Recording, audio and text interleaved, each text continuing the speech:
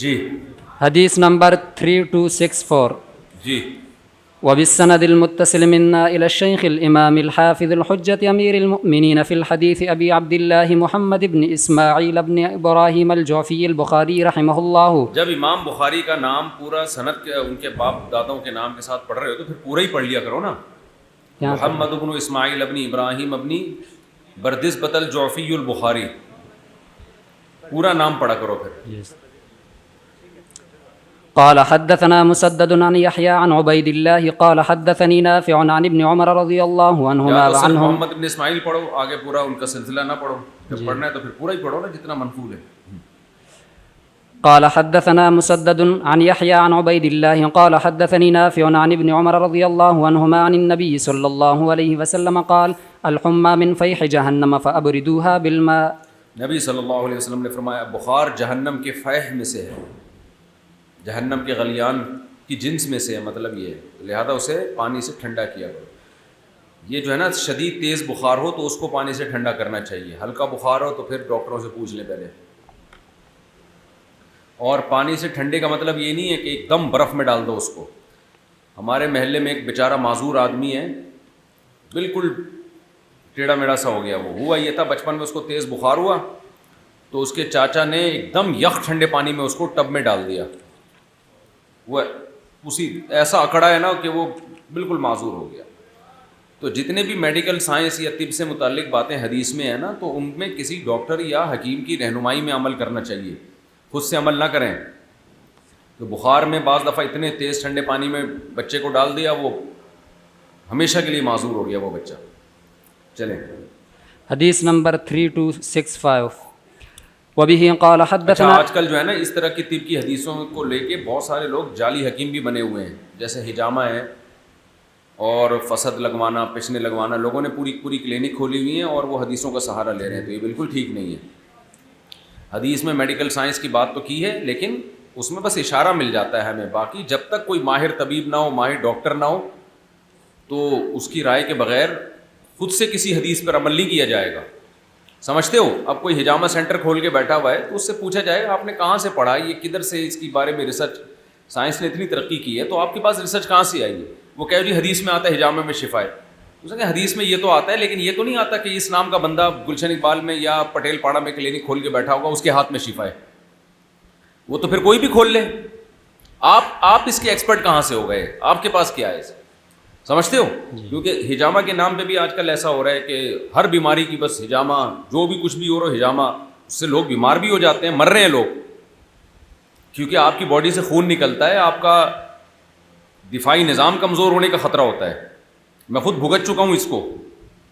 مجھے 30 سال میں مجھے یاد نہیں پڑتا کبھی بخار ہوا ہو, 25-30 سال میں, یعنی مجھے 13-14 سال کی عمر میں ہوا تھا بخار. اس کے بعد سے میرا اتنا زبردست سسٹم تھا, امیون سسٹم, میں بیمار نہیں ہوتا تھا. بڑی بڑی وباؤں والے علاقوں میں گیا بہت, لیکن بیمار نہیں ہوا میں. اس کے بعد جا کے میں جب تقریباً 38-39 سال کا تھا تو میں نے حجامہ کروایا. تو حجامہ میں بہت سارے پوائنٹ لگوائے, 8 پوائنٹ. اب جو حجامہ کرنے والے تھے وہ کہہ رہے تھے کہ اچھا پہلے میں حجامہ کرواتا بھی تھا, ایک کپ کبھی کبھار نکلوا لیا, یہ نہیں کہ فرسٹ ٹائم زندگی میں کروا رہا تھا. انہوں نے 8 جگہ سے خون نکالا. مجھے چکر آنے لگے. پھر پوچھا چکر تو نہیں آ رہے, میں نے کہا ہاں آ رہے. انہوں نے کہا لیٹ جائیں. پھر میں لیٹ گیا, پھر نکالا. انہوں نے کہا یہ فاسد خون ہے, یہ جتنا نکلے اتنا اچھا ہے. تو مجھے چکر سے آئے, لیکن بہرحال 8 جگہوں سے جب خون نکالا ہے تو ظاہر ہے خون تو خون ہے نا. یہ کہنا کہ گندا خون نکل رہا ہے, گندا خون نکل رہا ہے, یہ غلط بات ہے. خون نکل رہا ہے. تو اتنے مجھے کمزوری ہوئی صبح کہ اگلے دن مجھے ملیریا کا انتہائی خطرناک اٹیک ہوا اگلے دن. اور پھر میں ایسا بیمار ہوا نا کہ آپ سمجھو گے مرنے والا تھا بس. میں ڈاکٹروں کے سمجھ میں نہیں آ رہا تھا. پھر پتہ چلا جی ملیریا ہے, تو اس کی ویکسینیشن جو ملیریا کا پورا کورس ہوتا ہے وہ ہوا, میں ٹھیک ہو گیا. ٹھیک تو ہو گیا میں, لیکن اتنی کمزوری کہ 2 مہینے تک بستر سے اٹھا نہیں جاتا تھا. یعنی مجھے نہیں یاد پڑتا میں کبھی بستر پہ بیمار ہو کے لیٹا ہوں اتنا, جیسے لوگ, اتنی اچھی صحت تھی میری. میں تو بھول گیا تھا کہ بیمار ہو کے جو لیٹے ہوئے ہوتے ہیں وہ کیا ہوتا ہے, یعنی ایسے کون بیمار ہوتا ہے. اللہ نے ایسا معاملہ رکھا تھا.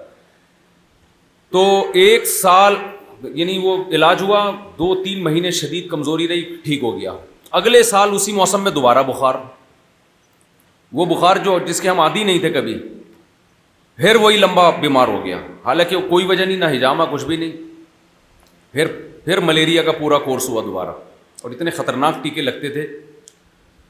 تو ڈاکٹر نے کہا شاید کوئی ملیریا کا جرثومہ رہ گیا ہو, لیکن اللہ کا فضل ہو گیا, وہ بیماری ٹریس ہو گئی. پھر کورس ہوا دوبارہ, تو پھر ٹھیک ہوا میں. تو اس کے بعد سے اللہ کا شکر ہے 7-8 سال ہو گئے, دوبارہ وہ بیماری نہیں آئی. تو یہ کس کی وجہ سے ہوا ہے؟ یہ ہجامہ کی وجہ سے. جی. لیکن وہ جو بھی لوگ ہیں حدیثیں سناتے رہیں گے ہجامہ میں شفا, ہجامہ میں. ابے بھائی ہر چیز کے ایکسپرٹ ہوتے ہیں, ماہرین ہوتے ہیں. پاکستان میں جس کو کچھ بھی نہیں آتا نا, اس کا بہترین روزگار ہے یا تو جن چڑیل بھوت بھگانا شروع کر دے, یا یہ کہ ہجامہ سینٹر کھول لے, یا حکیم بن جائے. حکیم بن جائے وہ, تو کوئی پوچھنے والا نہیں ہے پھر اس سے. چلیں حدیث نمبر, ڈر ہے کہ آپ لوگ بھی یہ کام نہ شروع کر دیں گے. حدیث نمبر 3265. وبه قال حدثنا إسماعيل قال حدثني مالك عن أبي الزناد عن الأعرج عن أبي هريرة رضي الله عنه عنهم أن رسول الله صلى الله عليه وسلم قال ناركم جزء من 70 جزءا من نار جهنم. قيل يا رسول الله إن كانت لكافية قال فزلت عليهن ب69 جزءا كلهن مثل حرها. حضرت سے روایت ہے, رسول اللہ صلی اللہ علیہ وسلم نے فرمایا تمہاری جو دنیا کی آگ ہے یہ جہنم کی 70 جزءا من نار جہنم, جہنم کی آگ کا 70واں حصہ ہے.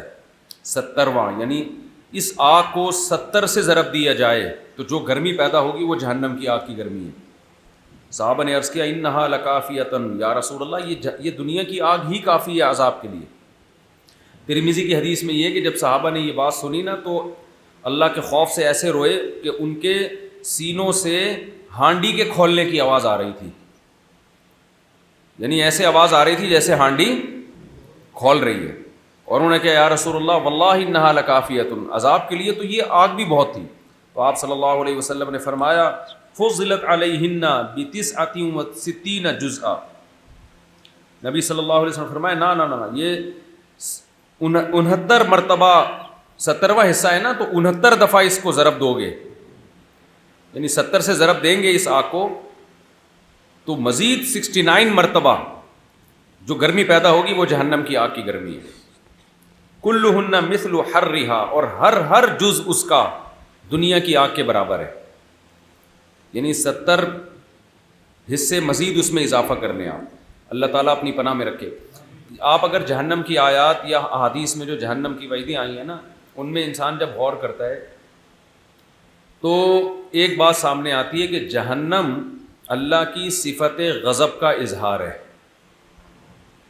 جہنم جو ہے وہ اللہ کی صفت غضب کا اظہار, یعنی اس کی مثال ایسے ہے جیسے ہم کسی کو برداشت کرتے ہیں, جو اس کی اصل سزا بنتی ہے وہ بھی نہیں دیتے, لیکن وہ اس سے ناجائز فائدہ اٹھاتا ہے. تو ایک دم کیا ہوتا ہے, انسان غصے میں آ کے اس کا دل کرتا ہے اس کا گلا دبا کے مار دے اس کو.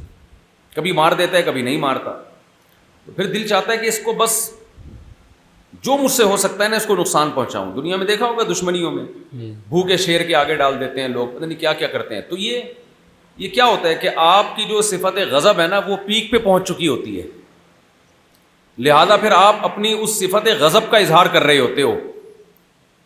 اس میں پھر اصل مقصد سزا دینا یا نہ دینا نہیں ہوتا, آپ کی صفت غضب انتہا کو پہنچ چکی ہوتی ہے. تو اللہ تعالیٰ کا بھی یہ معمول ہے, اصول ہے کہ اللہ نے اپنے بندوں کو بخشنے کے لیے بہت سارے بہانے رکھے ہیں کہ جتنے بھی گناہ کر لے گا موت سے پہلے توبہ کا دروازہ کھلا ہوا ہے, اور توبہ پہ کوئی جرمانہ نہیں ہے. بس 2 آنسو بہاؤ, آنسو نہیں بھی آ رہے تو آنسو بہانے کی کوشش کر لو. رونا آ رہا ہے ٹھیک ہے, رونا نہیں آ رہا تو رونے جیسی صورت بنا لو. اتنا سستا آپشن جرم کی معافی کا دنیا میں کہیں بھی نہیں ہے. یعنی دنیا میں کوئی ریاست ایسی نہیں ہے جو جرم کو اتنے سستے میں معاف کر دے کہ بس ایک دفعہ سوری کر لو. سمجھ رہے ہو نا, بہت آسان رکھ دیا نا توبہ کو, اور 100 انسانوں کے قاتل کو بھی حکم دے دیا کہ توبہ کرے گا تو معاف کر دوں گا. تو جب اتنے آپشن رکھے اللہ تعالیٰ نے, اس کے بعد بھی کوئی نہ توبہ کرے اور نعمتوں سے صبح و شام فائدے اٹھاتا رہے, اور اسی نافرمانی کی حالت میں مر جائے تو پھر آخرت میں ہوگا کیا؟ اللہ کی صفت غضب کا اظہار ہوگا. پھر وہ صفت غضب کا ایسے ہی اظہار ہوگا کہ ایسی بھٹی میں ڈال دے گا کہ اس سے زیادہ عذاب ممکن نہیں ہے. کیونکہ انسانوں کی صفت غضب اور اللہ کی صفت غضب میں اتنا ہی فرق ہے جتنا اللہ میں اور انسانوں میں فرق ہے. لوگ کہتے ہیں نا ملحد لوگ کہ اتنا سخت عذاب کیوں رکھا ہے بھئی، یہ تو اللہ کے ظالم ہونے کی دلیل ہے معاذ اللہ. اس کا جواب علماء کی طرف سے یہی دیا جاتا ہے کہ اصل تو اللہ کی رحمت ہے، سبقت رحمتی علی غضبی، لیکن جب اللہ کا غضب ظاہر ہوگا تو پھر وہ اللہ کے حساب سے ہوگا نا. اور دوسری بات یہ کہ آپ کہہ رہے ہیں کہ جرم کی نوعیت کو آپ انسانوں کے حساب سے دیکھ رہے ہیں. جرم کی نوعیت آمر کے حساب سے چینج ہوتی رہتی ہے. دیکھو آپ کو باپ نے حکم دیا کہ میرے لیے پانی لے کر آؤ، آپ نہیں لے کر آئے، یہ بڑا جرم ہے. بھائی نے حکم دیا پانی لے کر آؤ، آپ نہیں لے کر آئے، یہ نسبتاً چھوٹا جرم ہے. حالانکہ دونوں آرڈر سیم ہے نا، یہاں بھی پانی نہیں لے کر آئے، وہاں بھی پانی نہیں لے کر آئے، آرڈر سیم ہے. لیکن جو آرڈر دینے والا ہے اس کے رتبے کی وجہ سے جرم کی نوعیت کیا ہو رہی ہے؟ تبدیل ہو رہی، بدل، کم اور زیادہ ہو رہی ہے. تو ملحد لوگ، لبرل لوگ اللہ کے احکامات کو دنیا کی ریاست کے قانون کے حساب سے دیکھتے ہیں کہ بھئی چوری جب کر رہا ہے تو ہاتھ کیوں کٹ رہا ہے؟ ہاتھ کیوں کٹ رہا ہے؟ دنیا میں کوئی چوری کرے تو جتنے پیسے لیے ہیں اتنے پیسے واپس کرو نا، یہی ہوگا نا، یا جیل ہو جائے. ہاتھ تو کروڑوں کھربوں روپے کا ہے. تو اسلام جو چور کا ہاتھ کاٹنے کا حکم دیتا ہے وہ اس بیس پہ نہیں دیتا کہ اس نے چوری کی ہے، اس نے دوسرے کا مال چرایا، تو مال کروڑوں کا تھوڑی چرایا، ہاتھ تو کروڑوں کا ہے. اسلام اس کے اس پہلو کو ترجیح دیتا ہے کہ یہ فساد فی الارض کا ذریعہ بن رہا ہے خدا کی نافرمانی کر کے. تبھی چوری جب ثابت ہو جائے تو جس کی چوری کی ہے اس کو معاف کرنے کا آپشن اس کے پاس نہیں ہے، کیونکہ اب یہ مجرم اللہ کا بن چکا ہے. جب گواہوں سے ثابت ہو گیا نا اس نے چوری کی ہے تو یہ مجرم کس کا ہے؟ اللہ کا ہے. تو اللہ ہی معاف کر سکتا ہے، مخلوق معاف نہیں کر سکتی اس کو. تبھی تو ہاتھ کاٹ، مخلوق تھوڑی کسی کا ہاتھ کٹوا سکتی ہے، تو بطور حد کے ہاتھ کاٹا جاتا ہے کیونکہ اس کو اللہ کا مجرم سمجھا گیا ہے. تو اللہ تو ہاتھ کیا پورا گردن اڑانے کا بھی حکم دے تو کم ہے اس کے لیے جائز ہے. سمجھتے ہو کہ نہیں سمجھتے ہو؟ تو یہ جو جہنم ہے نا یہ اللہ کی صفت غضب کا مظہر ہے. چلیں حدیث نمبر 266. وبه قال حدثنا قتيبة بن سعيد قال حدثنا سفيان عن عمرو سمع عطاء يخبر عن صفوان بن يعلى عن أبيه رضي الله عنه أنه سمع النبي صلى الله عليه وسلم يقرأ على المنبر ونادوا يا مالك. دیکھیں نبی صلی اللہ علیہ وسلم ممبر پہ پڑھ رہے تھے ونادوا یا مالک. تو یہ اس کا بھی جہنم سے مناسبت ہے نا اس آیت کی، کیونکہ مالک جو ہے یہ خازن جہنم ہے، جہنم کا داروغہ ہے. چلیں حدیث نمبر 267. وبه قال حدثنا علي قال حدثنا سفيان قال حدثنا الأعمش عن أبي وائل قال قيل لأسامة رضي الله عنه لو أتيت فلانا فكلمته قال إنكم لترون أني لا أكلمه إلا أسمعكم إني أكلمه في السر دون أن أفتح بابا لا أكون أول من فتحه ولا أقول لرجل أن كان علي أميرا إنه خير الناس بعد شيء سمعته من رسول الله صلى الله عليه وسلم. پہلے یہاں تک ترجمہ کر لو.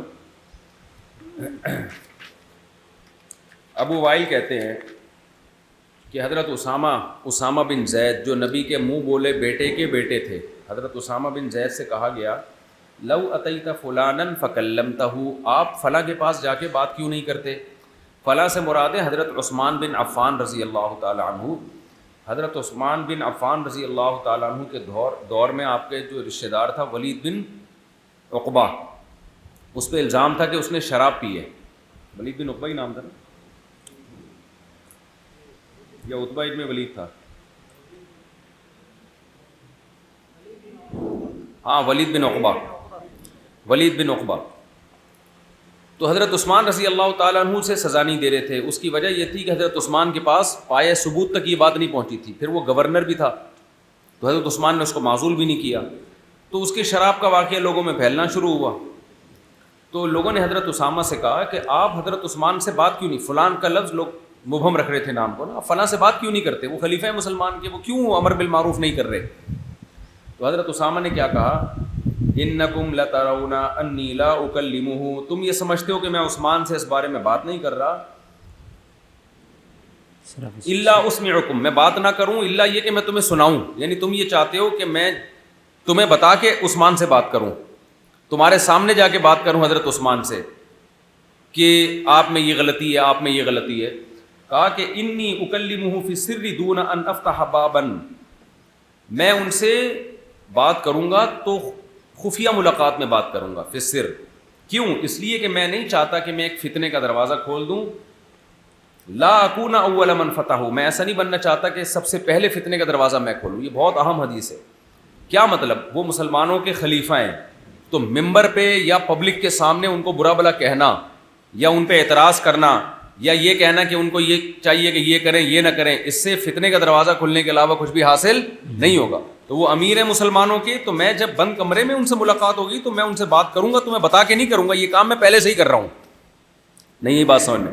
اس سے یہ بھی پتہ چلتا ہے کہ آج ممبر پہ حکمرانوں کے خلاف زبردست لوگ تقریریں کر رہے ہوتے ہیں، اس سے ان کی خیر خواہی مقصود نہیں ہوتی، اور جب بند کمرے میں ملاقاتیں ہوتی ہیں تو پھر کیا ہوتا ہے؟ سوائے مکھن لگانے کے اور چاپلوسی کے کچھ بھی نہیں ہوتا.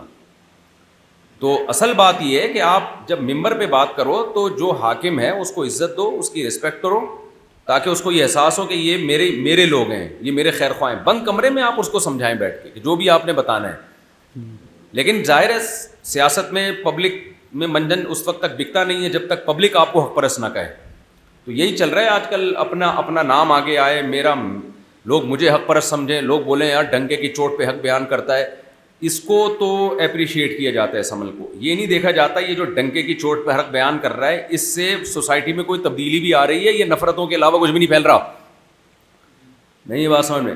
کسی میں کوئی خرابی ہے تو آپ بیٹھ کے اس کو بند کمرے میں اصلاح کریں نا یہ کہ ممبر پہ اس کو رسوا کریں. تو حضرت اسامہ بن زید نے بڑی پیاری بات کی کہ عثمان بن عفان میں اگر کوئی خرابی ہوگی تو میں فتنے کا دروازہ نہیں کھولوں گا کہ لوگوں کو بتا کے میں کیوں جا رہا ہوں، میں عثمان سے ڈرتا نہیں ہوں، میں خلیفہ سے رضی اللہ عنہ میں ڈرتا نہیں ہوں، میں حق ڈنکے کی چوٹ پہ بیان کرتا ہوں، اور پھر لوگ کہیں بس اگلے خلیفہ ہمارے کون ہیں؟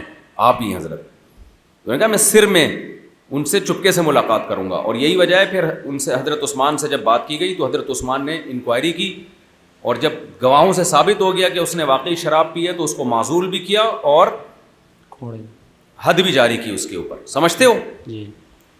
پروپیگنڈا بہت زیادہ ہو جاتا ہے نا، بعض دفعہ فوراً مطالبہ کیا جاتا ہے یہ حاکم یہ کیوں نہیں کر رہا. حاکم کے پاس ثبوت نہیں ہوتا، یا اس کے پاس ایک طرف برائی کا ثبوت ہے، نہ ہونے کے بھی بہت سارے قرائن ہوتے ہیں.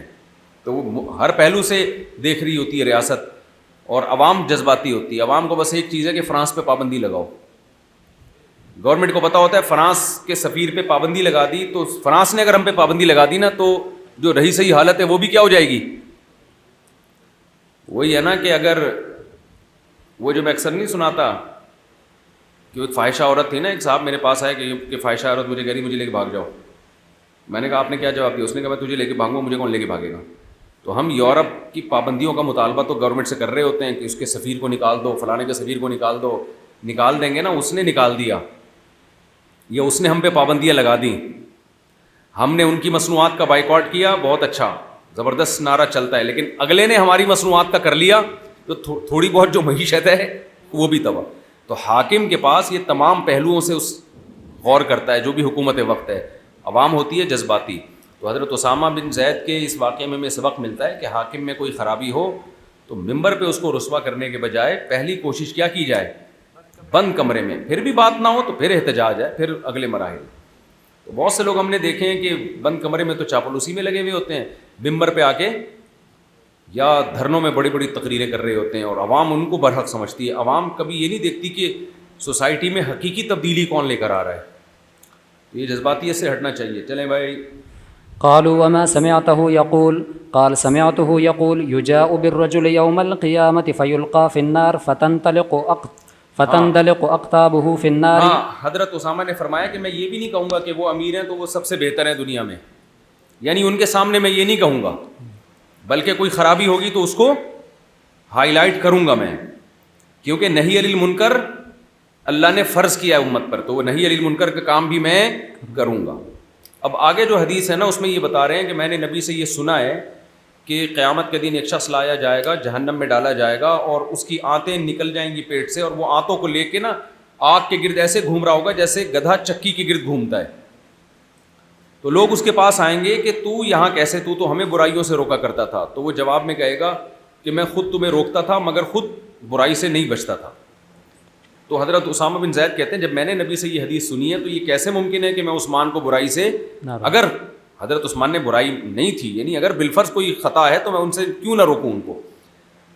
اب اس کا اسامہ بن زید نے جو اس موقع پہ حدیث بیان کی, اس کے دو مطلب ہو سکتے ہیں. ایک مطلب تو یہ ہو سکتا ہے کہ جب میں نے یہ حدیث نبی سے سنی ہے کہ جو لوگوں کو برائی سے روکتا ہے خود اس سے نہ روکے تو اس کا جہنم میں کیا سخت سزا ملے گی, تو میں عثمان کو بھی یہ بات بتاؤں گا کہ آپ لوگوں کو شراب سے روکتے ہیں, آپ لوگوں کو حکم دیتے ہیں کہ شریعت کے مقابلے میں اقربا پروری کی کوئی حیثیت نہیں ہے, تو اب آپ کے ریلیٹیو نے اگر شراب پی ہے تو آپ اس پہ بھی سزا کو جاری کریں, ورنہ یہ ہوگا کہ نہی علی المنکر کرنے والا خود عمل نہ کرے تو اس کو یہ سزا ملے گی.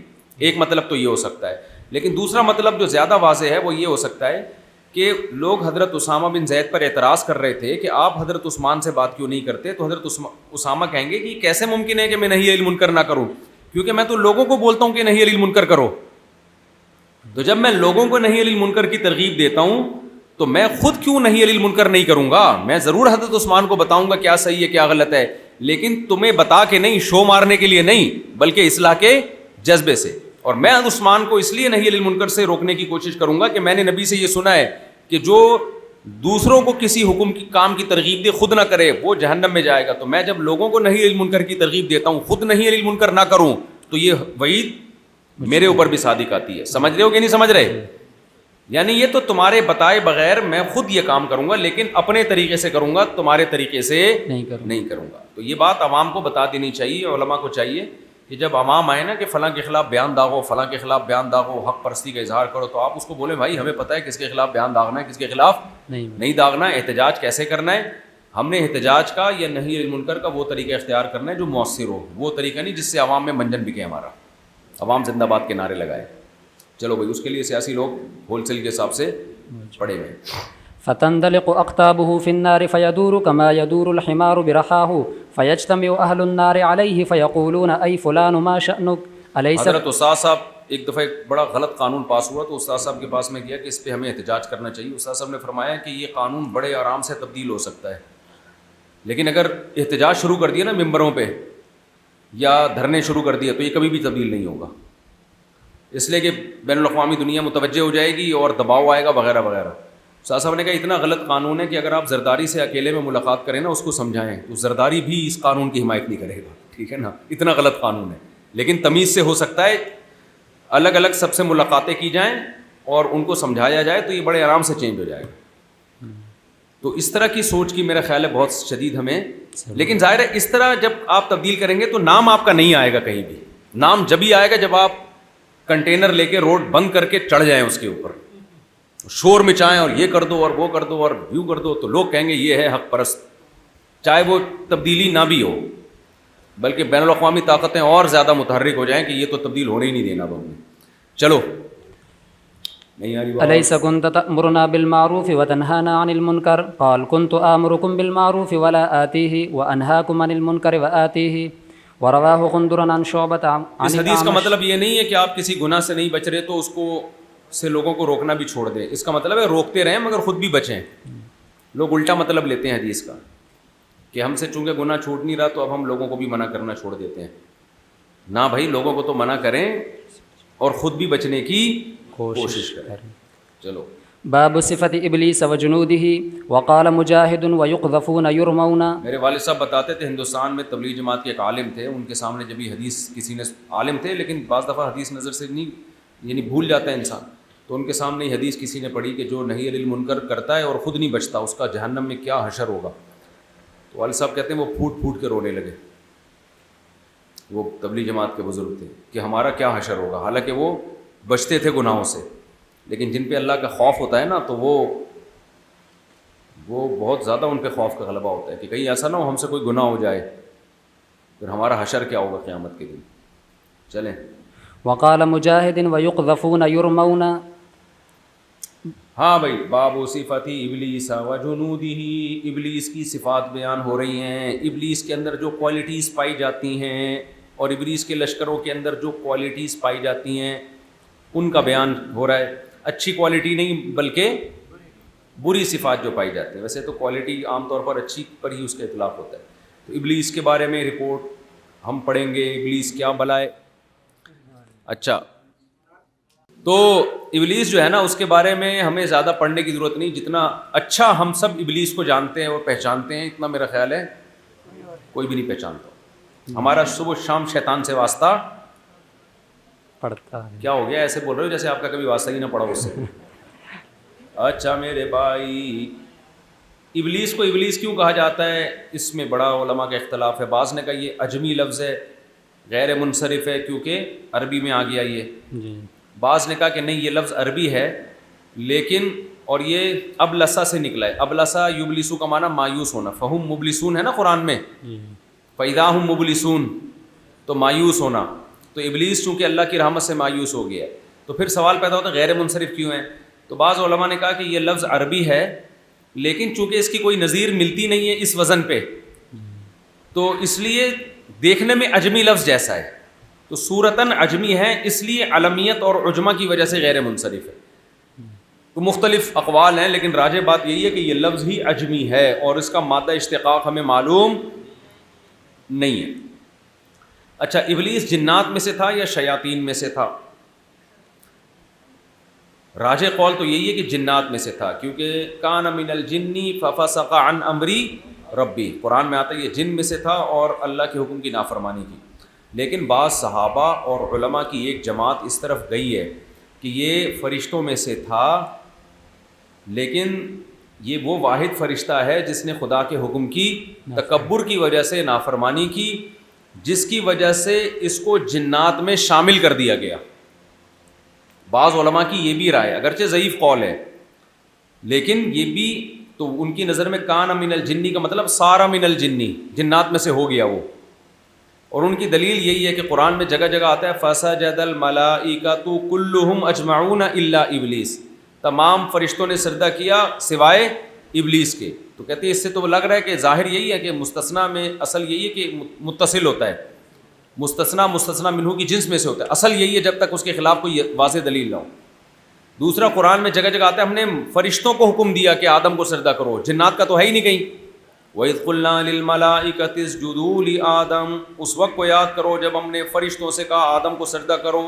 فَسَجَدَ الْمَلَائِكَةُ كُلُّهُمْ أَجْمَعُونَ، سارے فرشتوں نے سجدہ کیا. پشتوں میں فرشتے کو فرشتہ بولتے ہیں. سارے فرشتوں نے سجدہ کیا الا ابلیس، مگر ابلیس نے. تو اس کے ظاہر سے پتہ چل رہا ہے کہ وہ کیا تھا؟ فرشتہ. علامہ ابن تیمیہ رحمہ اللہ نے یہ تطبیق دی ہے کہ اصل میں فرشتوں میں سے تھا لیکن یعنی ظاہری گیٹ اپ اس کا فرشتوں جیسا تھا لیکن حرکتیں اس کی یا اس کے اندر جو صفات تھیں وہ جنات جیسی تھیں. بہرحال یہ اختلافی مسئلہ ہے لیکن جمہور اسی کے قائل ہے کہ یہ سارے مستثنیٰ منقطع ہیں اور وہ جنات کا جیسے انسانوں کے باپ آدم ہیں تو جنات کا باپ کون ہے؟ شیطان ہے، ابلیس ہے. سمجھتا ہے بات کو؟ تو یہ صرف آپ کو بتانا مقصد تھا کہ یہ کوئی اجماعی مسئلہ نہیں ہے کہ شیطان جنات میں سے ہے. بعض علماء اس کے قائل ہیں کہ وہ بھی فرشتوں میں سے تھا لیکن اس کو جنات میں شامل کیا گیا اس کی حرکتوں کی وجہ سے. چلیں پھر، آپ نے فرانس کے سفیر والی بات کی، کیا ایمانی غیرت کا تقاضا یہ نہیں اللہ اس کے رسول کی خاطر سب کچھ برداشت کیا جائے؟ ایمانی غیرت کا تقاضا یہ ہے کہ اتنا کرو جتنا برداشت کر سکتے ہو. ہمیں نبی صلی اللہ علیہ وسلم کے دور میں اس کی نظیر ملتی ہے. صحیح ہے نا؟ کبھی بھی ایمانی غیرت میں نبی نے وہ کام نہیں کیا جس سے اتنا بڑا نقصان ہو. صلح حدیبیہ میں دیکھیں نا آپ، یہ طے کیا کہ ادھر سے کوئی قیدی آئے گا تو ہم حوالے کر دیں گے، ادھر سے جائے گا تو تم حوالے نہیں کرنا. بظاہر یہ چیزیں غیرت کے خلاف تھی لیکن مصلحت کا تقاضا تھی. دیندار لوگوں کے ساتھ سب سے بڑا مسئلہ یہ ہے کہ وہ عواقب اور انجام سے بے خبر ہو کے فیصلے کرتے ہیں. یہ بہت خطرناک بات ہے. آپ فرانس کا بائیکاٹ کریں، فرانس کے سر پہ جوں بھی نہیں دیں گی، جوں بھی نہیں دیں گی کہ یعنی اتنا بھی نہیں ہوگا کہ فرانس کو کوئی خارش ہو جائے. اتنی تکلیف ہو جتنی خارش میں ہوتی ہے، اتنے مضبوط اکانومی ہے. فرانس نے آپ کا بائیکاٹ کر لیا نا تو آپ کی ایسی کی تیسی ہو جائے گی. تو ہم یہ نہیں کہہ رہے کہ احتجاج نہیں کرو، ہم یہ کہہ رہے ہیں کہ احتجاج کا وہ طریقہ اختیار کرو جو مؤثر ہو اور آپ اس کو افورڈ کر سکتے ہو. سمجھتے ہو؟ اس کا زیادہ بہتر طریقہ یہ کہ اپنے حاکم پہ دباؤ ڈالا جائے کہ وہ فرانس یا یونائٹڈ نیشن میں آواز اٹھائے جا کے. ایک کام جو تمیز سے ہو سکتا ہے نا، جب وہ بدتمیزی سے ہوگا تو اس کے سائیڈ ایفیکٹ زیادہ ہوں گے. تو جب ایک مؤثر مسلم حکمرانوں کی طرف سے آواز اٹھے گی، جیسے سعودی عرب نے آواز اٹھائی تھی نا، مودی نے بہت کچھ کر رہا تھا تو سعودی عرب نے آواز اٹھائی تو پھر تھوڑا سا مودی کو خوف ہوا. تو سعودی عرب کی آواز اٹھانے سے کیونکہ انڈیا کی معیشت کا بڑا بیڑا غرق ہونے کا خطرہ ہے، اب حکمران جا کے سعودی بادشاہ سے کہتے کہ آپ آواز اٹھاؤ، آپ کی آواز مؤثر ہے، تو جا کے ملاقاتیں کریں اور پھر بائیکاٹ کا حکم دیں تو ہوگا نا. ایک غریب ملک کے بائیکاٹ سے کیا ہوگا؟ یہ ایسے ہی ہے جیسے امتیاز جنرل اسٹور پہ ایک رکشے والا جا کے بولے میں تمہارا بائیکاٹ کروں گا، آج سے میں ٹماٹر نہیں خریدوں گا یہاں سے. امتیاز والا بولے گا بھائی تو نہ خرید، بلکہ تیرے آنے سے تو ویسے ہی ماحول خراب ہوتا ہے امتیاز کا. تو یہی ہوگا نا. تو ہم غریب ملک ہیں، ہمارے بائیکاٹ کا کوئی اتنا فرق پڑتا نہیں ہے. اگر پڑتا بھی ہے، اگر بالفرض پڑ رہا ہو تو پھر کرنا چاہیے. میں تو آپ کے سامنے اصول اور ضابطے بیان کر رہا ہوں نا، لیکن اس پہ غور کر لینا چاہیے کہ اس بائیکاٹ کا اثر ہوگا یا نہیں ہوگا، یہ بائیکاٹ عملاً ہوگا بھی کہ نہیں ہوگا. یہ ساری چیزوں پہ غور کر کے احتجاج کرنا چاہیے. اگر فائدہ ہو تو پھر کرنا چاہیے احتجاج. لیکن ہمارے ہاں ان تمام عواقب اور انجام کی تحقیق کیے بغیر احتجاج ہوتے ہیں جس کے سائیڈ ایفیکٹ زیادہ ہوتے ہیں. تو غور کرنے کے بعد تو پھر کرنا چاہیے اگر یہ سامنے آتا ہے کہ فائدہ ہے. طلبہ ناظم صاحب یا نگران تعلیم اساتذہ کو دیگر طلبہ کی ہر چھوٹی بڑی شکایت لگاتے ہیں، جس سے صاف پتہ چلتا ہے کہ سنوی حضرات کی نظر میں اپنی عزت بڑھانا ہے. بالکل صحیح بات ہے. کوئی طالب علم میں کوئی خرابی ہو تو چھپڑ میں لے جا کے اس کو آرام سے سمجھا دو. فوراً جا کے شکایتی ٹٹو کی طرح جا کے بولنا کہ یہ کر رہا ہے، یہ کر رہا ہے. یہ تو فسادی عورتیں ہوتی ہیں نا، جو ہر عورت فسادی نہیں ہوتی لیکن کچھ فسادی عورتیں ہوتی ہیں جو گھروں میں لڑوانے کا کام کر رہی ہوتی ہیں. تو شکایتی ٹٹو بننے کے بجائے جا کے اس کو آرام سے محبت سے سمجھاؤ کہ یار یہ مناسب نہیں ہے. ٹھیک ہے نا. اچھا میرے بھائی، 6 ماہ کا حمل گرانا، ڈاکٹر نے الٹرا ساؤنڈ کے بعد بتایا کہ بچے کا اثر ٹھیک نہیں ہے، اس میں زہریلی گلٹی ہے جس سے زچہ و بچہ دونوں کی جان کو خطرہ ہے. عورت اسقاط کے ذریعے ممکن ہے، صورت میں کیا کرنا چاہیے؟ دیکھو اصول یہ ہے کہ ایک کی جان بچانے کے لیے دوسرے کو قتل نہیں کیا جا سکتا، لیکن بچے کے بارے میں اگر ڈاکٹر کہہ دے کہ یہ پیدا ہونے سے پہلے ماں کے پیٹ میں مر جائے گا، اتنی نوعیت کی بیماری ہے، اور ابھی نہیں مارا تو پیدا ہونے سے پہلے مرنا تو ہے اس نے، لیکن یہ رسولی پھیل جائے گی، ماں کو نقصان ہوگا اس سے، تو پھر بچے کا اسقاط جائز ہے، کیونکہ اس نے زندہ پیدا ویسے ہی نہیں ہونا. پھر ماں کی جان بچانے کے لیے اس بچے کی جان کو ہلاک کیا جائے گا، کیونکہ وہ دنیا میں زندہ آنے کا چانس ویسے ہی نہیں ہے. لیکن اگر ڈاکٹر کہتے ہیں یہ پیدا ہوگا، زندہ ہی پیدا ہوگا، تو پھر اس کو قتل کرنا ماں کی جان بچانے کے لیے جائز نہیں ہے، بلکہ یہ ہوگا کہ ماں اور بچے کو دونوں کو نگہداشت میں رکھا جائے گا، اور جیسے ہی ماں کی جان کو خطرہ ہوا، بچے کے کوئی بھی ایسا عمل ہوا تو پھر اس بچے کو نکالا جائے گا. سمجھتے ہیں؟ اس میں بھی مارا نہیں جائے گا بلکہ کوشش کی جائے گی ٹائم سے پہلے ڈیلیوری ہو جائے تاکہ دونوں کی حتی الامکان جان بچانے کی کوشش کی جائے. تو 4 مہینے کے بعد حمل ضائع کرنا یہ آسان معاملہ نہیں ہے. امت کی تاریخ میں ہمیشہ غیرت مند فیصلے کیے جاتے رہے ہیں. خود نبی کریم صلی اللہ علیہ وسلم نے کتنی آفر ٹھکرائی. اب ہم اس بات پر کیوں خاموش ہو جاتے ہیں کہ وہ بائیک آؤٹ کریں گے تو کیا ہوگا؟ کیا تھا نہیں بھائی، نبی کے دور میں دونوں کام ہوئے ہیں. بعض فیصلے بہادری پر مبنی تھے، بعض فیصلے مصلحت پر مبنی تھے. تو اسی سے ہمیں پتہ چلتا ہے کہیں ہم نے بہادری دکھانی ہے، کہیں ہم نے مصلحت سے. تو نبی کی سیرت پڑھیں گے، دونوں پہلو آپ کو ملیں گے اس میں. عبداللہ بن ابی کو قتل کرنا غیرت کا معاملہ تھا نا، کتنا بڑا منافق تھا نالائق وہ، لیکن نبی نے فرمایا کہ میں نے اس کو قتل کر دیا تو کافر کہیں گے محمد صلی اللہ علیہ وسلم یقتلوا اصحابہ، وہ اپنے ساتھیوں کو قتل کرتے ہیں. ان کو کون سمجھائے گا کہ یہ منافق ہے، یہ مسلمان ہے؟ تو یہ مصلحت والا معاملہ تھا نا. حضرت عمر تو جگہ جگہ تلوار لگے کھڑے ہو جاتے تھے کہ اس کا سر اڑاؤں میں، اتنا نقصان پہنچا رہا ہے. اور حدیبیہ میں دیکھیں آپ تو دونوں پہلو ملتے ہیں. تو ہم بھی کہہ رہے ہیں کہ ایک پہلو کو ترجیح نہ دیں، غور و فکر کر کے جہاں جو پہلو مناسب ہو اس کو ترجیح دینی چاہیے. کہیں غیرت دکھانی ہے، کہیں مصلحت دکھانی ہے.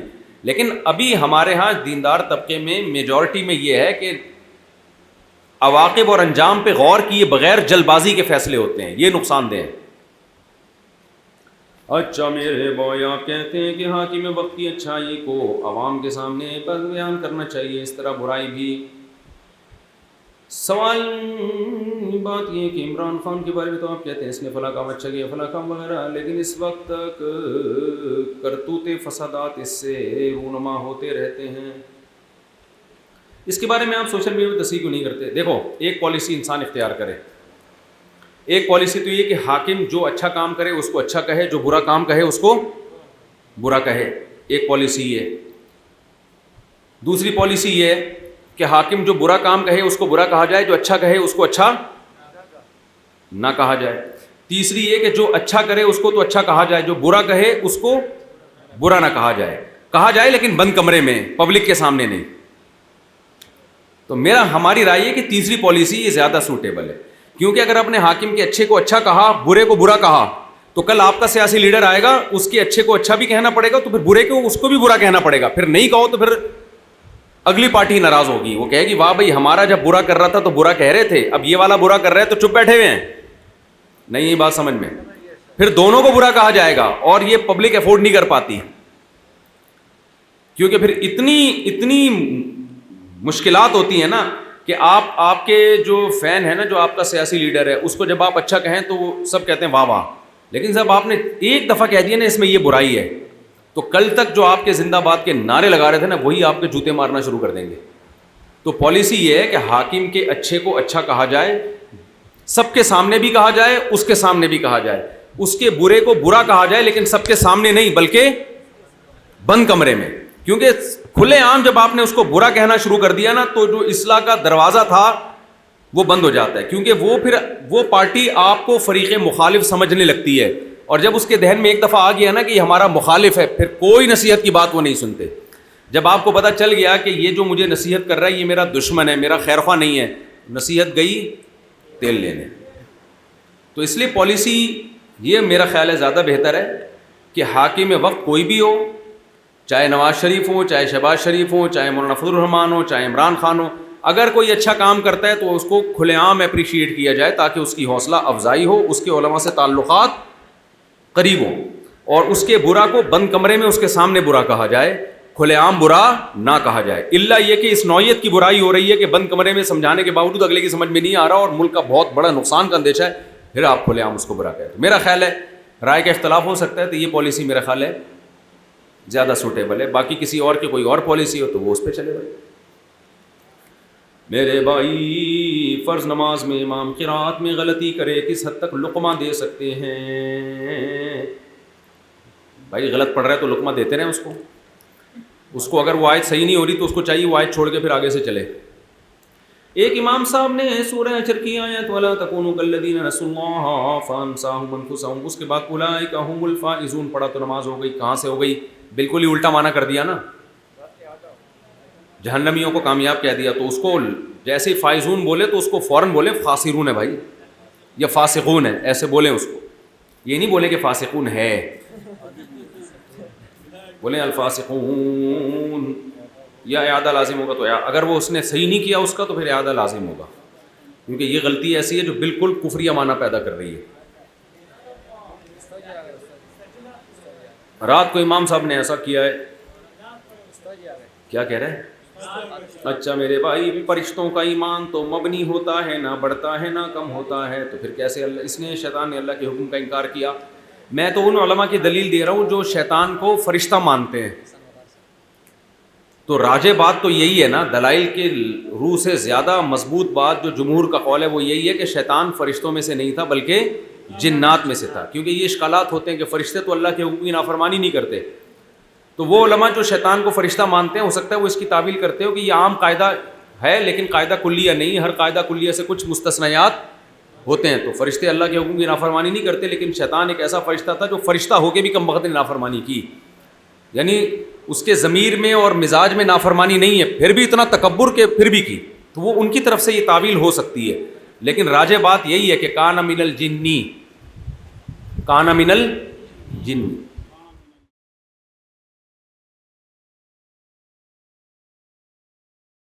بسم اللہ الرحمن الرحیم. تو آج جو ہے 25 نمبر باب ما جاء انہ یبدأ بمؤخر الراس. پہلے کل والے مسئلے میں ایک بات آئی تھی کہ مسح کے حوالے سے جو حدیث کی تعبیر ہے نا، وہ ایک اجمالی تعبیر ہے اور ایک تفصیلی تعبیر ہے. اجمالی تعبیر کیا ہے جناب؟ ما اقبل منہ و ما ادبر.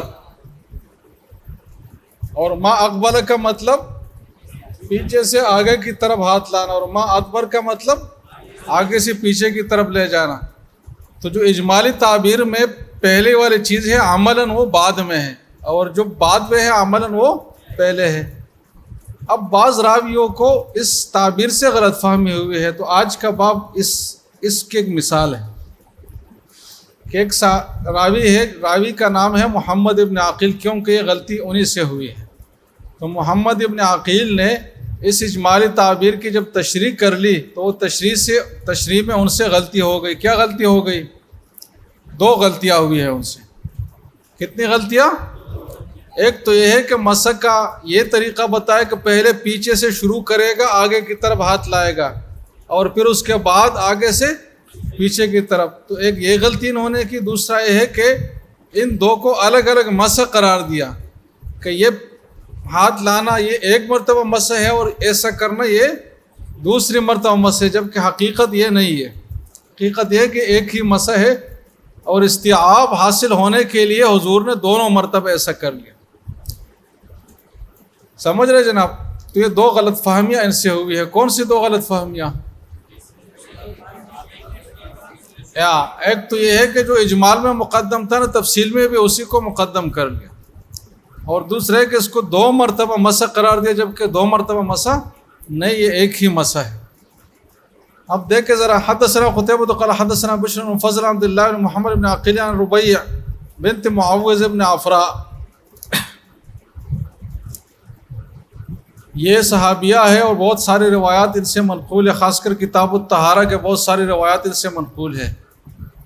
اور یہ جی اور بھی اس کی کافی امتیازی باتیں ہیں. ان النبی صلی اللہ علیہ وسلم مسح برأسی مرتين، کہ حضور صلی اللہ علیہ وسلم نے اپنے سر کا مسح کیا 2 مرتبہ. اور مسح کیسے 2 مرتبہ کیا؟ بدأ بمؤخر رأسه، سر کے پچھلے حصے سے شروع کر لیا اور آگے تک ہاتھ لایا. ثم بمقدمه، پھر آگے سے پیچھے کی طرف لے گیا. تو یہ غلطی ہے اس میں. یہ کیا ہے جناب؟ غلطی ہے. ایسا نہیں ہوا تھا. یہ جو بات انہوں نے کی ہے یہ اس اجمالی تعبیر کی انہوں نے تشریح کی ہے، اور اسی ترتیب سے کی ہے جو اجمال میں ہے. حالانکہ اجمال کی جو ترتیب ہے وہی تفصیل میں مراد نہیں ہے. اور ایسا کیوں ہے جناب؟ یہ عربی محاورے کی وجہ سے. ہر زبان میں ایسے محاورے ہوتے ہیں. وہ بھی اذنیہ کلتیہما، اور دونوں کانوں پر بھی مسح کیا. ظہورہما و بطونہما، ان کے ظاہر حصے پر باطن حصے پر بھی، جیسے کہ آگے مستقل باب اس پہ آ رہا ہے. تو خیر اس میں تو کوئی غلط فہمی والی بات نہیں ہے، لیکن یہ جو مسح کی ترتیب انہوں نے بتائی ہے نا، اس میں ان کو غلط فہمی لگ گئی ہے. اور آگے اسی راوی سے اگلے باب میں ہم روایت پڑھیں گے جہاں انہوں نے اجمالی تعبیر اختیار کی ہے، تفصیل نہیں کی ہے. تو اجمالی تعبیر میں پھر انہوں نے صحیح تعبیر اختیار کی ہے. تو یہ جو حدیث ہے یہ گوئے کہ نقل اور روایت بالمعنی ہے. کیا ہے جناب؟ اور اپنی طرف سے اس اجمال کی تفصیل اور تشریح، جس میں ان سے غلطی ہو گئی. بات ہو گئی ختم. قال ابو عیسیٰ ھذا حدیث حسن وحدیث عبداللہ ابن زید اصح من ھذا. عبداللہ ابن زید کی جو حدیث ہے وہ کون سی ہے حدیث؟ جلدی بتاؤ ذرا. اس سے پہلے جو باب ہے باب نمبر 24، تو اس میں صرف اجمالی تعبیر ہے، اس میں صرف اجمالی تعبیر ہے، یہ تفصیل نہیں ہے. تو وہ اس سے زیادہ اصح ہے. وقد ذهب بعض اہل الکوفہ الى هذا الحدیث منهم وکیع بن الجراح. دیکھو یہ جو روایت بالمعنی تھے غلط فہمی پر مبنی تھا، اس لیے محدثین فقہاء میں سے کوئی اس طرف نہیں گیا ما سوائے وکیع بن الجراح کے، اور چند ایسے مطلب زیادہ مشہور لوگ جو نہیں ہے وہی ہوں گے. تو ان حضرات کی یہ رائے بن گئی کہ مسح کی ترتیب یہ کہ گردن کی طرف سے شروع کرے گا، لیکن ظاہر ہے کہ یہ بات خلاف اولا ہے. باب ما جاء ان مسح الراس مرتن. اب یہ ایک مستقل مسئلہ مسح کے حوالے سے کہ مسح ایک بار کر لیا جائے تو سنت ادا ہوگی، یا یہ کہ بار بار کرنا، ایک بار سے زائد کرنا ضروری ہے. تو اس میں صرف امام شافعی کا اختلاف ہے، باقی تینوں امام ایک طرف ہیں. امام شافعی فرماتے ہیں کہ مسح میں تسلیس سنت ہے. کیا چیز سنت ہے؟ سا کے ساتھ 3 مرتبہ کرنا. مزید یہ ہے کہ ماء جدید بھی سنت ہے، ماء جدید نیا پانی لینا بھی سنت ہے. تو امام شافعی کے ہاں مسح کا طریقہ کیا ہے کہ پہلے ہاتھ کو پانی میں ڈالا جائے یا نلکے کے نیچے رکھا جائے، اس پہ پورا مسح کیا جائے، پھر دوسری مرتبہ، پھر تیسری مرتبہ. تو 3 مرتبہ نیا پانی لینا بھی ضروری ہے اور 3 مرتبہ ہونا بھی ضروری ہے. یہ کس چیز کے لیے ضروری ہے؟ مسح فرض ادا ہونے کے لیے. سمجھ رہے جناب؟ تسلیس ان کے ہاں ضروری ہے. ہمارے ہاں ایک بار کھونا کافی ہے، البتہ پورے سر پر کیا جائے. اور مزید یہ کہ نیا پانی لینا بھی کوئی ضروری نہیں ہے، صرف بہتر ہے. نئے پانی والی بات تو شاید آگے باب میں آ جائے. اس باب کا موضوع صرف یہ ہے کہ تعداد کتنی ہونی چاہیے. تو ہمارے ہاں ایک تعداد ہے، 1 مرتبہ ہے. امام شافعی کے ہاں 3 مرتبہ ہے. ہمارے ہاں نہیں بلکہ 3 ائمہ کے ہاں. سمجھ رہے جناب؟ اب امام شافعی کی دلیل کیا ہے اور ہماری دلیل کیا ہے تو آگے آ رہی ہے بات. حدثنا قتيبة قال حدثنا بكر بن مزار عن ابن عجلان عن عبد الله بن محمد بن عقيل عن الربيع بنت معوذ بن عفراء. دیکھو یہ اسی راوی کی روایت ہے، لیکن فرق یہ ہے کہ وہاں روایت بالمعنی تھی اور تفصیل تھی، اور یہاں اجمال ہے، اس لیے اس میں کوئی غلطی نہیں ہے. انها رأت النبي صلی اللہ علیہ وسلم يتوضأ قالت مسح رأسه مسح ما اقبل منه ما ادبر. دیکھو وہ اجمالی تعبیر ہے. وَصُدْغَيْهِ وَأُذُنَيْهِ مَرَّةً وَاحِدَةً. لیکن یہاں اس راوی سے دوسری غلطی ہوئی ہے کہ کن پٹی صدغین کو بھی ممسوح جگہوں میں شمار کیا کہ اس پر بھی مسح کیا جائے گا، جبکہ اس پہ مسح کسی کا مذہب نہیں ہے، کسی روایت میں آیا بھی نہیں ہے. تو یہ بھی محمد ابن عقیل جو ہے اس سے غلطی ہو گئی ہے، کیونکہ راوی غلطیاں بہت کرتا تھا، مطلب بات میں کمی بیشین سے ہو جاتی تھی. تو یہاں ایک جانب صحیح کر لیا لیکن دوسری جانب میں غلطی اس سے نکل آئی. وہ اذنیہ اور کانوں پر بھی مسح کیا، لیکن یہاں جو اصل محل استدلال ہے نا وہ یہ لفظ ہے کہ مرتن واحدہ، ایک بار مسح کیا، بار بار مسح نہیں کیا. تو یہ امام شافعی کس کی دلیل ہے جناب؟ جلدی بتاؤ. جمہور کی دلیل ہے، اور جمہور کی دلیل سب سے مضبوط جو ہے امام ابو داؤد کا تبصرہ ہے. سنن ابو داؤد میں آپ دیکھیں کہ وہ فرماتے کہ وہ احادیث و عثمان الصحاح کلھا تدل علی ان مسح الرأس مرۃ واحدہ، کہ وضو کے طریقے کے حوالے سے 2 صحابہ سے تفصیلی طریقے منقول ہے، کہ حضرت علی سے اور حضرت عثمان سے. تو حضرت عثمان سے صحیح روایات میں جتنے بھی صحیح روایات میں طریقے منقول ہیں تو ان سب روایات میں سر کا مسح ایک ہی بار کیا گیا ہے، بار بار نہیں کیا گیا. حالانکہ راوی نے تفصیل سے بات بتائی ہے کہ فلاں عضو کو اتنی مرتبہ دھویا، فلاں عضو کو اتنا مرتبہ دھویا، لیکن جب سر کی باری آئی ہے تو ہر راوی نے کیا بات کی ہے جناب؟ ایک ہی مرتبہ مسح کیا ہے. تو یہ قطعی دلیل ہے کہ ایک ہی بار ہوا ہے. اور سب سے اصح احادیث بھی حضرت عثمان ہی کی ہے وضو کے باب میں. تو یہ جمہور کی ایک اور مضبوط دلیل ہے. یہ کس کا تبصرہ ہے جناب؟ امام ابو داؤد کی. کیا ہے تعبیر تفسیر کی؟ یہ چیزیں یاد رکھا کرے. کیا ہے تعبیر؟ ہاں، وَأَحَادِيثُ عُثْمَانَ الصِّحَاحُ كُلُّهَا تَدُلُّ عَلَىٰ أَنَّ مَسْحَ الرَّأْسِ مَرَّةً وَاحِدَةً. تو یہ ہے. اب امام شافعی کے پاس پھر کیا دلیل ہے؟ تو یہ دلیل بھی جمہور کی ہو گئی، وہ بھی جمہور کی. تو امام شافعی کی دلیل کیا ہے؟ تو صحیح بات ہے کہ امام شافعی کی کوئی نقلی دلیل نہیں ہے. امام شافعی کے پاس کوئی نقلی دلیل نہیں ہے. کس چیز پر نقلی دلیل نہیں ہے؟ کہ مسح 3 مرتبہ ہوگا. ان کے پاس صرف قیاس ہے کہ انہوں نے ممسوح کو مغسول پر قیاس کر لیا، اور مغسول تو 3 مرتبہ ہے تو کہتے ہیں کہ مسح بھی 3 مرتبہ ہوگا. ہم کہتے ہیں کہ یہ قیاس مع الفارق ہے، اس لیے کہ مسح کا جو حکم دیا گیا ہے یہ دفع حرج کے لیے دیا گیا ہے. کس مقصد کے لیے دیا گیا ہے؟ یعنی اللہ نے یہ نہیں فرمایا کہ جیسے اب ہاتھ دھو رہے تو اسی طرح سر بھی دھو. یہ سر دھونے کا حکم کیوں نہیں دیا؟ حالانکہ سر دھونے کا حکم دینا چاہیے نا، اس لیے کہ اس میں مٹی زیادہ جم جاتی ہے اور گرد و غبار زیادہ جم جاتا ہے. لیکن سر دھونے کا حکم کیوں نہیں دیا؟ حرج کی وجہ سے نا. حرج بالکل ظاہر ہے، ہر کوئی سمجھ سکتا ہے. اب ہر وضو میں سر دھوئے تو کتنا مشکل مسئلہ ہے نہیں ہے. تو مسح کا جو حکم شریعت نے دیا ہے یہ دفع حرج اور رفع مشقت کے لیے دیا ہے.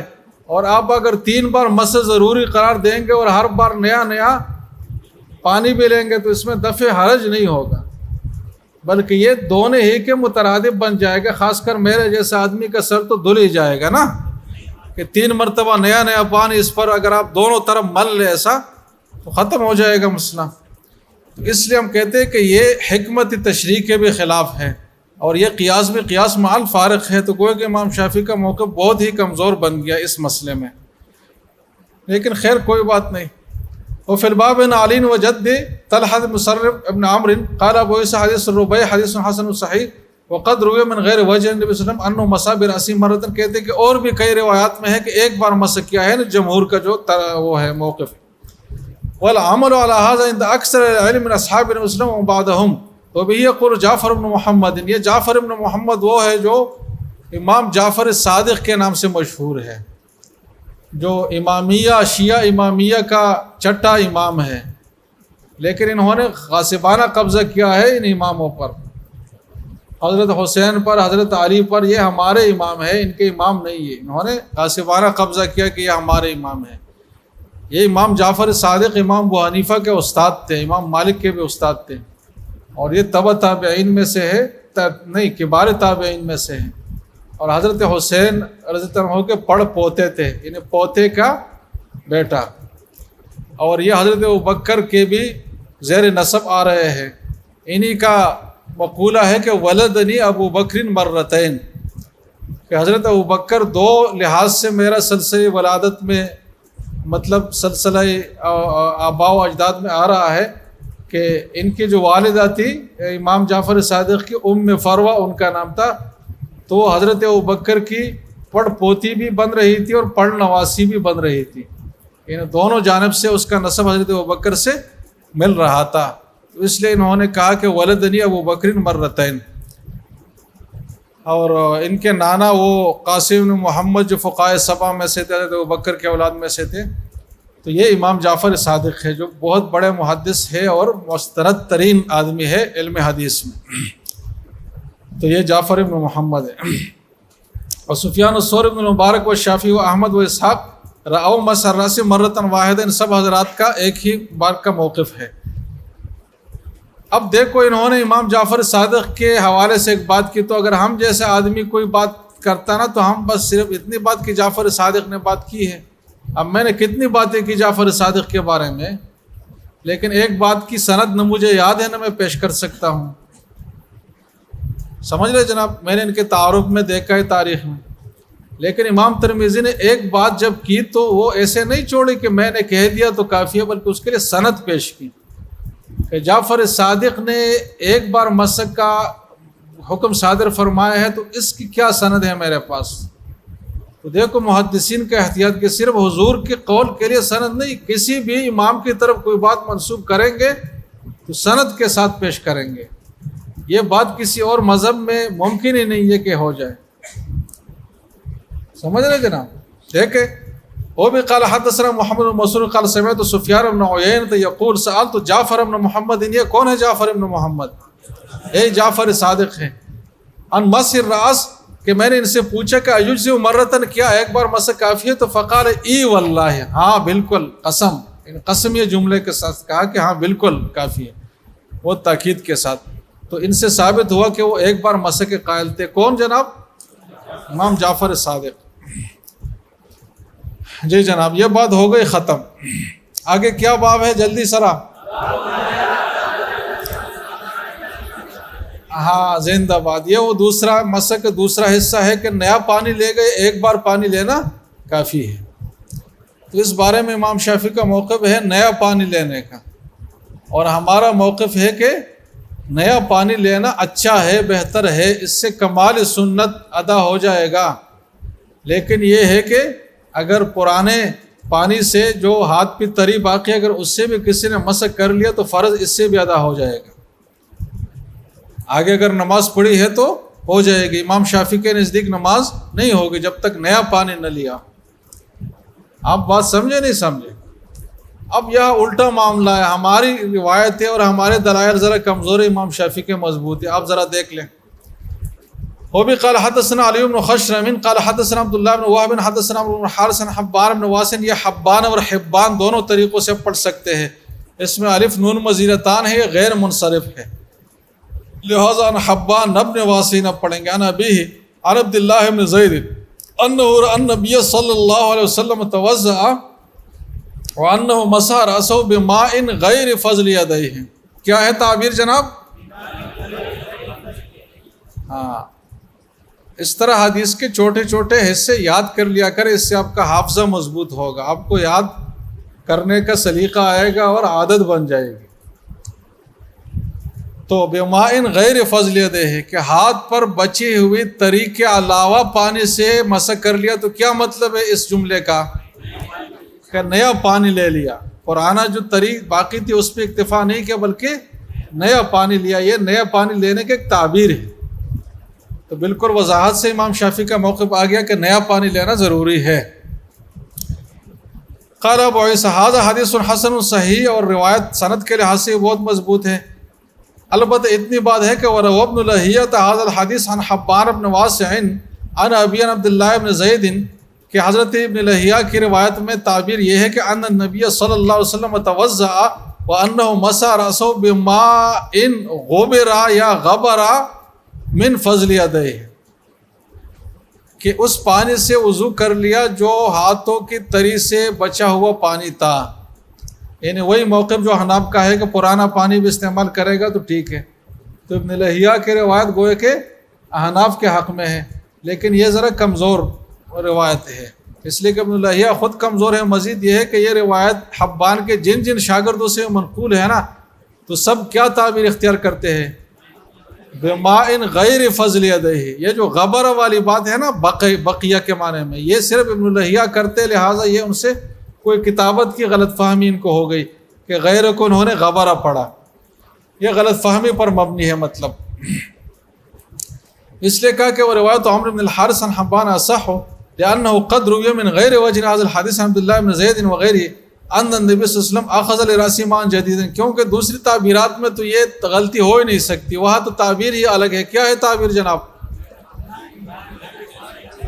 اخذ لرأسه ماء جديدا, تو اس میں تو غبرہ والی بات آ ہی نہیں سکتی نا, تو لہٰذا غلط فہمی پر مبنی ہے. اب احناف کی جو مضبوط دلیل ہے وہ کہاں سے ہے جناب؟ تو وہ ابو داود کی ایک روایت ہے, اور وہ روایت منقول ہے اس ربیہ سے جس کا پہلے حوالہ آیا, ربیہ بنت معوذ ابن افرا, کہ حضرت معوذ کی جو بیٹی تھی ربیہ, ان سے روایت منقول ہے.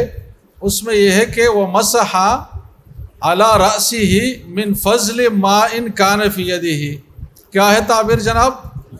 حضور کے وضو کا طریقہ وہ بتا رہی ہے نا. میں نے بتایا کہ طہارت کے بہت ساری روایات حضرت ربیہ سے منقول ہے, تو اس میں ایک روایت ہے, اس میں ہے حضور کے بارے میں کہ وہ مسح علی رأسہ من فضل ماء کان فی یدہ, کہ آپ نے سر پر مسح کر لیا کس پانی سے جناب؟ اس باقی ماندہ پانی سے جو ہاتھ میں پہلے سے بچا ہوا تھا, نیا پانی نہیں لیا, یہ مطلب ہے. اب یہ حدیث بالکل صحیح ہے اور تعبیر بالکل واضح ہے, اس میں کسی اور تعویل کی گنجائش نہیں ہے. اب احناف نے اس سے استدلال کیا ہے؟ تو احناف کہتے ہیں کہ جناب اصل نقطۃ الغور تو ہمارا یہ ہے نا کہ نیا پانی لینا شرط ہے یا نہیں ہے. اصل اختلاف ہمارا اس میں ہے نا, یعنی ہم احناف اس بات کے قائل نہیں, اور اس پر ہم اصرار نہیں کر رہے کہ نیا پانی کوئی نہیں لے گا, لے لیا تو غلط کرے گا. ہم یہ تو نہیں کہتے. ہم کیا کہتے ہیں کہ نیا پانی لینا چاہیے, بہتر ہے, ہم لیں گے, اور ہر حنفی ایسے ہی کرے گا. بات جو اصل اختلاف ہے وہ ہے کہ نیا پانی لینا شرط نہیں ہے. نیا پانی لینا اور شرط کی نفی اگر ایک روایت سے بھی ہو گئی تو بس کافی ہے, ہمارا مدعا ثابت ہو گیا. اگر وضو کے بارے میں 100 حدیث ہو اور 100 میں 99 حدیثوں میں یہ بات آئی ہو کہ مسح کے لیے نیا پانی لیا, اور ایک صحیح حدیث میں یہ بات آئی ہو کہ پرانے پانی سے وضو کر لیا, تو ہمارا مدعا حاصل ہوا یا نہیں ہوا؟ کیوں حاصل ہوا؟ اس لیے کہ ہم شرطیت کی نفی کرتے ہیں نا, اور شرطیت کی نفی ایک بار کرنے سے بھی ہو جاتی ہے. آپ یہ بات سمجھ رہے نہیں سمجھ رہے؟ ہاں, شرطیت کی نفی ایک بار سے بھی ہو جاتی ہے. اگر ایک بار حضور نے ایسا کیا ہے تو مطلب شرط نہیں ہے. اگر شرط ہوتا تو ایک بار بھی نہ کرتا، کیونکہ شرط میں کوئی بیان جواز تو نہیں ہوتا نا، وہاں تو چیز باطل ہو جاتی ہے۔ تو اس لیے احناف کی جو وہ ہے وہ روایت ہے، وہ اگرچہ ایک ہی روایت ہے لیکن وہ کافی ہے مدعا کے ثبوت کے لیے۔ آپ بات سمجھ رہے ہیں نہیں؟ ہاں، اب یہاں ذرا دیکھیں کہ ٹھیک ہے، ہاں والعمل علی ھذا عند اکثر اہل العلم روا ان یاخذ لراسی مان جدید، اکثر اہل علم کے نزدیک سوائے احناف کے، خیر عمل تو ان کے نزدیک بھی اسی پر ہے کہ بہتر ہے، لیکن شرطیت میں اختلاف ہے، تو احناف شرطیت کے قائل نہیں ہے، مائع جدید لینے کے صرف فضیلت کے قائل ہے۔ یہ بات ہو گئی ختم۔ اگلا کیا عنوان ہے جناب؟ ذرا زور سے بڑھے جی، کہ کانوں پر مسح کیا جائے گا، اور کانوں کے ظاہر پر بھی مسح کیا جائے گا، باطن پر بھی مسح کیا جائے گا۔ کانوں کے حوالے سے دلچسپ بات یہ ہے کہ اس کا ظاہر اور باطن وہ نہیں ہے جو ہم سمجھ رہے ہیں۔ آدمی بالبداہہ جو سمجھ رہا ہے، آپ کو اگر میں کہوں کہ کان کا ظاہری حصہ کون سا ہے تو آپ کہیں گے کہ یہ ظاہری حصہ ہے جو نظر آ رہا ہے، اور باطنی حصہ کون سا ہے؟ یہ پیچھے والا۔ ایسا سمجھ آ رہا ہے نہیں آ رہا؟ لیکن حقیقت ایسا نہیں ہے، حقیقت اس کا برعکس ہے۔ کان کا باطنی حصہ یہ سوراخ والا حصہ ہے، اور ظاہری حصہ یہ والا حصہ۔ اب یہ جو کان کا ظاہر اور باطن ہے، یہ حضرت ابن عباس جس کی روایت یہاں منقول ہے، ان کی ایک دوسری روایت میں اس کی باقاعدہ وضاحت ہے کہ وَمَسَحَ أُذُنَيْهِ بِالسَّبَّاحَتَيْنِ ظَاهِرِهِمَا بِالسَّبَّاحَتَيْنِ وَبَاطِنِهِمَا بِإِبْهَامِهِ، کہ اپنے کانوں پر مسح کیا، ظاہر کا مسح جو ہے وہ نہیں، باطن کا مسح سباحتین سے کیا، یہ انگلیاں، اور جو باطن ہے جو ظاہر ہے اس کا مسح ابہامین سے کیا، مطلب اس طرح مسح کیا، اس طرح۔ تو جس کو انگوٹھوں سے مسح کیا ہے اس کو حضرت ابن عباس نے ظاہر کہا ہے، اور جس کو چھوٹی انگلیوں سے کیا ہے تو اس کو ابن عباس نے باطن کہا ہے۔ تو یہ طریقہ ہے مسح کا کہ اس طریقے سے مسح کیا جائے گا، اور ظاہر اور باطن اس کا یہ ہے، اور دونوں پر مسح کیا جائے گا۔ اب دیکھیں گردن کے مسح میں تو اختلاف ہے کہ وہ مستحب ہے یا نہیں ہے، سنت ہے یا نہیں ہے، لیکن کان کے مسح میں کسی کا اختلاف نہیں ہے، سب کا اتفاق ہے کہ یہ سنت ہے۔ لہٰذا ہمیں بہت اہتمام سے کان کا مسح کرنا چاہیے۔ اور بعض لوگ صرف ایسے شکل بناتے یوں کر کے، ایسا نہیں، بلکہ باقاعدہ پراپر طریقے سے کہ آپ انگلی باقاعدہ ڈالیں، اور یہ جو سلوٹ ہے نا کان کی، اس میں انگلیاں گھمائے باقاعدہ، اس طریقے سے ہم مسح کریں بہت اہتمام کے ساتھ، تب سنت ادا ہو جائے گا، کیونکہ اس کے سنت ہونے میں کسی کا کوئی اختلاف نہیں ہے۔ گردن کے بارے میں حضرت عبدالحی رحمہ اللہ کا رسالہ ہے تحفۃ الطلبہ فی مسح الرقبہ، اس میں انہوں نے ثابت کر لیا ہے مختلف روایات سے کہ یہ مستحب ہے، بدعت نہیں ہے جیسے کہ بعض لوگ کہتے ہیں، لیکن بہرحال وہ احون ہے، وہ کم تر ہے وہ کانوں کے مسح سے۔ تو کانوں کا مسح بہت محتم بشان ہے، تو آپ نے اگر گردن کا نہیں بھی کرنا تو سر کے مسح کے ساتھ کانوں کا کرے، لیکن صحیح طریقے سے۔ صحیح طریقے سے مطلب ہے کہ انگلیاں باقاعدہ پہنچائی جائے، اور یہ نہ کہے کہ لوگ کیا کہیں گے کہ یہ انگلیاں، یہی تو کرنا ہے ہم نے بھائی۔ باب ما جاء فی مسح الاذنین ظاہرہما و باطنہما، کان کا ظاہر کون سا ہے؟ پیچھے والا، اور باطن کون سا ہے؟ سامنے جو نظر آ رہا ہے۔ وبه قال حدثنا نادر قال حدثنا ابن ادریس بن عجلان عن زید بن اسلم عن عطاء بن يسار بن عباس ان النبي صلی اللہ علیہ وسلم مسح برأسه واذنيه ظاہرهما وباطنهما۔ تو ابو داود کی روایت میں تصریح ہے کہ ظاہرهما بالسباحتين وباطنهما بابهاميه، ٹھیک ہے جناب۔ وفي الباب عن الربیہ، یہ ربیہ کون سی ہے ربیہ؟ پورا نام لے لے ذرا، ربیہ بنت معوذ ابن عفرا۔ قال ابو عیسیٰ حدیث ابن عباس حدیث حسن صحیح، والعمل على هذا عند اکثر اہل العلم يرون مسح الاذنین ظہورهما وبطونهما۔ اس میں کسی امام کا اختلاف نہیں ہے، کوئی اختلاف کی وجہ بھی نہیں ہے۔ باقی اس کے لیے پانی لینے نہ لینے کا وہی ہے جو سر کے مسح میں ہے، کہ حناب کہتے ہیں کہ پرانی طریق کافی ہے ہاتھوں کی سر کے مسح کے لیے، تو وہی کافی ہے کانوں کے مسح کے لیے بھی، اس لیے کہ کان بھی سر ہی کا حصہ ہے، اور کان بھی سر کے ساتھ ہی مسح کیا جائے گا. اور امام شافعی ماء جدید کے قائل تھے تو کانوں کے لیے بھی وہ ماء جدید کے قائل ہیں. سمجھے جناب؟ وہ اختلاف اس میں اپنی جگہ پر برقرار ہے. بس